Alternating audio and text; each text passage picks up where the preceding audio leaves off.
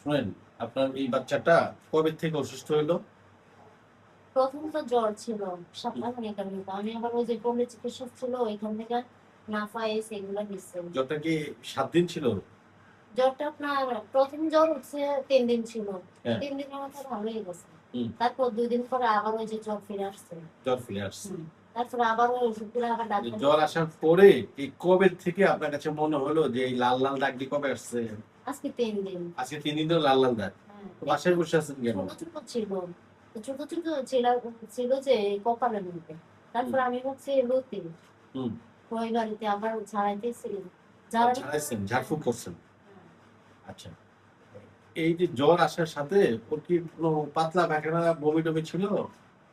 পাতলা পায়খানা বলতে ওই যে আমাদের গ্রামের ভাষায় যে বলে যে দুধ হয়েছে, এরকম একটা এরকম পাতলা ছিল। পায়খানা ছিল। বুক বারো ছিল। চোখ দিয়ে কি কোনো ময়লা আসে? হ্যাঁ, চোখে। চোখগুলো লাল হয়ে গেছে, ও চোখ মেলতে পারে না, এইভাবে গন্ধ করে। মানে কাশি আছে নি? কাশি আছে, চোখ সর্দি আছে। কাশি সর্দি দুটোই আছে।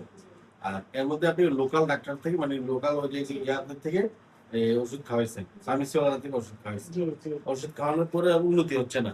জি। না, এই কালকে রাত্রে এই শক্তিগুলো ফুসছে, কালকে রাতে থেকে ফুটছে। এই শক্তিগুলো ফুসছে মুখের মধ্যে আসিল কালকে দিনে রাত্রে সমস্ত শরীর হইয়া গেছে। প্রথম মুখে আর এই ঘাড়ের পিছনে, জি ঘাড়ের জি পিছনে দিয়ে আসছে না? জি জি ঘাড়ের পিছনে দিয়ে আসছে। জি। যেমন বয়স কত? 15 মাস। 15 মাস। আপনাদের বাসার কাছে আর কারণ এরকম আছে? যে না যে না নাম আছে? জি। আপনাদের বাড়ি কোথায়? আমরা বাড়ি যে সান্দিনা রামমোহন। রামগড়। আচ্ছা, আরেকটা কথা বলতে চাই, এই যে আপনারা কি ওর টিকাটা দিছিলেন, হামের টিকা? জি না জি এই কয়েকদিন আগে যে হাম হলো, হ্যাঁ আমি বাইরে টিকা যাই দিছিল? ছিল না। হ্যাঁ জি আমি ছিলাম না স্যার।